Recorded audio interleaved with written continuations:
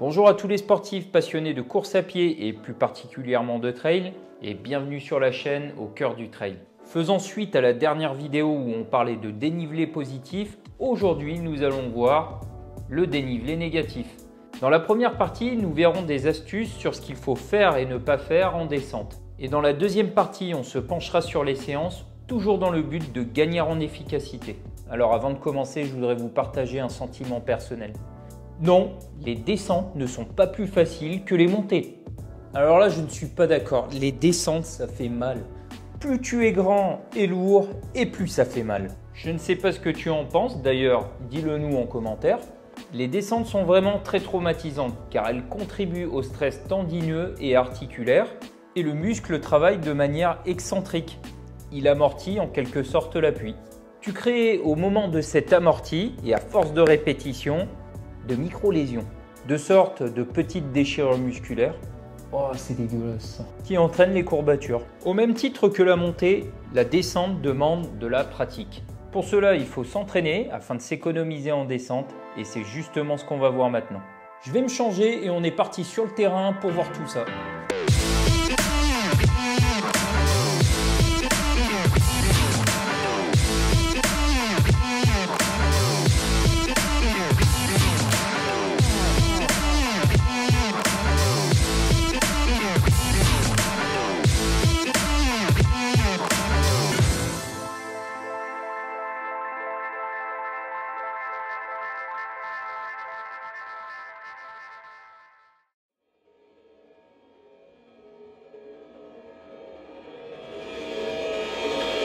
Première astuce, il faut que tu adaptes ta foulée au pourcentage de la pente, mais aussi au sol. Sur les trails courts, je te dirais de ne pas y prêter attention et d'aller le plus rapidement possible, mais toujours en gardant une bonne technique. Par contre, sur les trails longs, c'est complètement différent. Il ne faut pas que tu cours comme un dératé sur la première pente, sinon tu ne vas pas aller très loin. Justement, c'est là où il faudra vraiment faire très attention.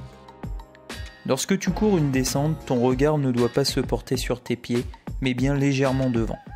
Rien ne sert de sauter par-dessus tous les obstacles qui se dressent devant toi. Il faut analyser la trajectoire que tu vas prendre et toujours regarder dans la direction où tu souhaites aller.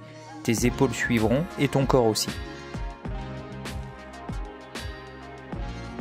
Privilégie l'attaque médio-pied afin de soulager le dos et les articulations. Sur une pente normale, donc une pente pas trop raide, on va dire 5%, tu peux te faire plaisir et allonger la foulée. Sur une pente plus raide, n'allonge pas trop ta foulée pour éviter les chocs dans un souci d'économie d'énergie et augmente la fréquence de tes pas. Grâce à ça, tu auras déjà une meilleure stabilité. Il arrive aussi parfois que tu sois obligé, sur les pentes très raides, de courir en quinconce ou en zigzag. Lorsque l'on débute en trail et qu'on attaque nos premières descentes, on a tendance à se pencher vers l'arrière. Outre le fait qu'il s'agit d'un manque de confiance, cela ne te permettra pas de gagner en économie d'énergie. Pour adopter une bonne posture, il faut ramener ton centre de gravité vers l'avant pour qu'il soit au niveau de tes pieds. Naturellement, tu auras plus tendance à attaquer avec l'avant du pied. Et tout cela te permettra de diminuer les tensions au niveau des cuisses. Il est intéressant aussi de fléchir légèrement les jambes pour abaisser son centre de gravité. Pau-Capel le fait très bien, je suis toujours impressionné quand je le vois descendre. Tu peux t'en douter, les bras ne servent pas à rien en descente et ils vont permettre de t'équilibrer. Je te dirai pas s'il faut avoir les bras plus ou moins écartés. En fait, c'est à toi de voir la position dans laquelle tu seras le plus à l'aise. Mais cela dépend aussi du pourcentage de la pente. Quoi qu'il en soit, il faut que tu sois relâché au niveau des épaules, des trapèzes et de la nuque. Plus facile à dire qu'à faire quand on a peur et qu'on se crispe, j'en suis la première victime. Bon, c'est une excellente transition pour te parler de la confiance en soi. Pour descendre correctement et prendre du plaisir, il faut gagner en confiance. Et pour ça, pas de secret, c'est basket aux pieds et en avant l'entraînement. Au plus tu feras de descente, au plus tu auras confiance en toi, c'est un peu comme tout. Essaye d'y aller tranquillement au début et convainc-toi que tu peux faire mieux, sans oublier la technique. Lors des courses, sur des descentes très techniques, il m'arrive d'avoir peur. Mais c'est pas la peine de me juger. Alors j'essaye de penser à autre chose, au prochain ravitaillement ou à ce que je vais manger. Bon là par contre tu peux me juger. Si je te dis ça, c'est parce que j'ai accepté mes défauts et que je travaille dessus à ma manière. De la même manière qu'en montée, les bâtons peuvent aussi te servir en descente. Encore faut-il être averti et savoir correctement les manier.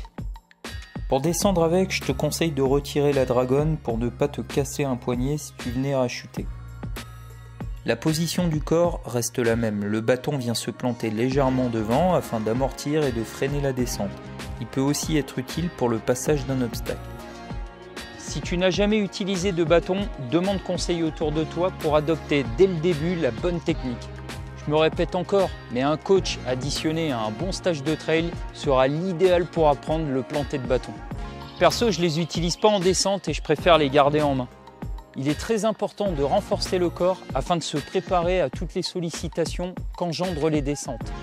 Je te disais justement sur la vidéo sur le gainage abdominal que ton corps avait tendance à s'affaisser au fur et à mesure des kilomètres. Et c'est bien le cas ici, parce que la descente sollicite au maximum les abdos. Et si tu ne travailles pas un minimum le gainage, tu t'exposes à des douleurs abdominales et de dos. Alors ne te prive pas et renforce la sangle abdominale. Pour les cuisses, on va plutôt chercher le travail excentrique. Même chose que pour un squat, mais on vient freiner la descente. Compte 4 temps pour la descente et 1 pour la remontée. Je te laisse regarder sur le net pour trouver d'autres exercices, il en existe plein. Et pour des bons appuis, on se penchera plutôt vers de la proprioception pour renforcer les chevilles et les genoux. Voilà, on voit bien dans cette première partie que l'addition foulée, posture, expérience et confiance en soi fera qu'on sera plus serein dans les descentes. De la même manière que les côtes, il faut en faire et en refaire pour te sentir à l'aise. Car les astuces que je te livre ne sont là que pour t'aider au début, à toi de les adapter par la suite. Et puis tu sais, le trail c'est tellement aléatoire, difficile de trouver un parcours qui ressemble à un autre. Mais bon, c'est ça qui fait le charme de la discipline.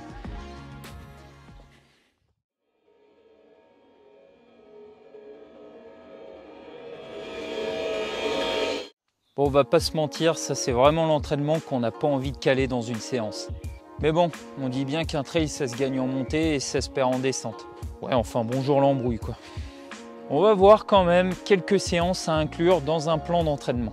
Car oui, les séances en descente ont aussi des bénéfices. Elles vont notamment tonifier et renforcer la musculature, mais aussi augmenter l'efficacité de la foulée. C'est une descente qui fait 500 mètres de distance avec un pourcentage entre 3 et 5% et un effort compris entre 45 secondes et 1 minute, le plus rapide possible.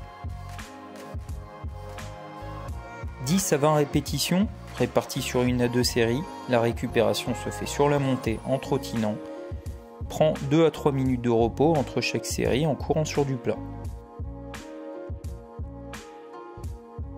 Avec cette séance, on cherche à gagner en confiance en prenant beaucoup de vitesse. Elle permet de tonifier la musculature avec un travail très explosif. Pense à la posture même si la pente n'est pas très raide. Les épaules sont légèrement vers l'avant, le dos n'est pas creusé et l'attaque doit se faire naturellement avec l'avant du pied. Tu peux aussi profiter des descentes à vélo pour aller beaucoup plus vite et gagner en confiance. Alors là, les gens qui roulent avec moi, ils vont rigoler en voyant cette vidéo.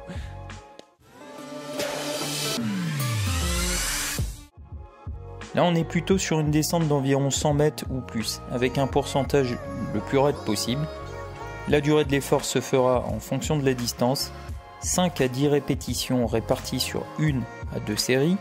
La récupération se fait sur la montée en marchant. Accorde-toi le repos nécessaire entre chaque série en allant courir sur du plat. Cette séance va engendrer un bon stress musculaire et un bon travail de renforcement. Encore une fois, elle est excellente pour gagner en confiance et en technique. Au début, vise une descente qui est bien raide mais pas trop technique. Et à mesure de la séance, tu vas prendre tes repères et aller de plus en plus vite. Tu pourras alors refaire ces séances sur des descentes toujours plus longues, plus techniques et toujours plus raides.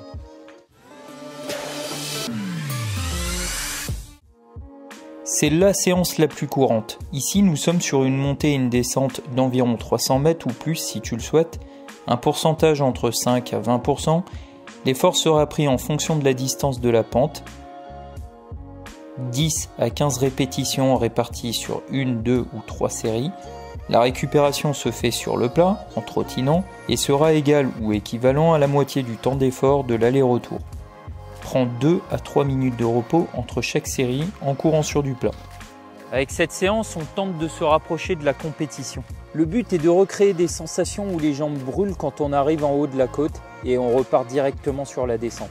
On obtient en quelque sorte une sensation de jambes molles qui nous pousse à adopter des réflexes très techniques et à bien travailler la posture.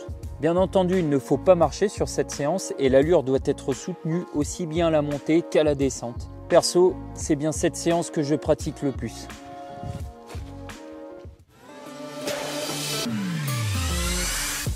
Bon là, séance cassage de fibres assurée, même si ce n'est pas vraiment une séance à proprement parler. Il faut simplement profiter de tes sorties longues ou de tes randos courses et de tes séjours en montagne pour accumuler le maximum de descentes très longues. C'est ici que tu vas te concentrer au maximum sur tout ce qu'on a vu. Amuse-toi et expérimente sur ces sorties pour trouver tes marques. Essaye ou non d'utiliser tes bâtons. Essaye par exemple de relancer sur du plat après une descente. Essaye différents types de sols. Ah oui, au fait, super important, profites-en pour faire de la descente de nuit. C'est pas pareil la nuit. Bon, bien entendu, avant ça, faut bien s'entraîner le jour.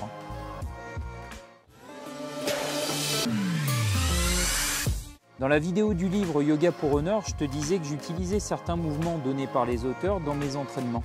En fait, pour travailler l'équilibre et les appuis, je viens croiser les bras devant moi ou mettre les mains derrière le dos. Et grâce à ça, je vais aussi pouvoir sentir le relâchement du haut du corps.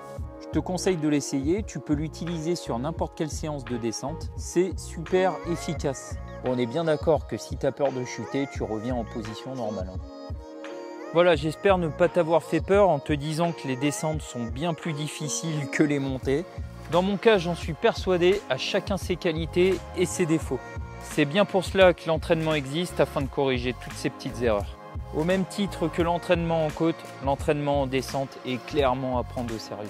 Déjà parce que les descentes font beaucoup plus de dégâts lors des courses. À retenir, une bonne posture pour l'ensemble du corps est très importante. Afin de tenir dans la durée, il faut renforcer les muscles et faire de la proprioception. Attention aux abdos, petite séance de gainage, 6 minutes, c'est suffisant à chaque fin de séance. Pense aux stages de trail et aux coachs qui te feront progresser plus rapidement. Se faire des bons week-ends en montagne, parce que la montagne ça vous gagne et la France c'est magnifique. Et diversifier ses séances. Et là je crois qu'on a tout dit, on est pas mal. Le vendredi 26, je serai dans les Vosges sur le GR5 avec des amis. On a prévu de courir 100 km avec 5006 de D+. Et bien sûr, j'en ferai une vidéo. D'ici là, porte-toi bien, bon entraînement et à bientôt sur la chaîne au cœur du trail.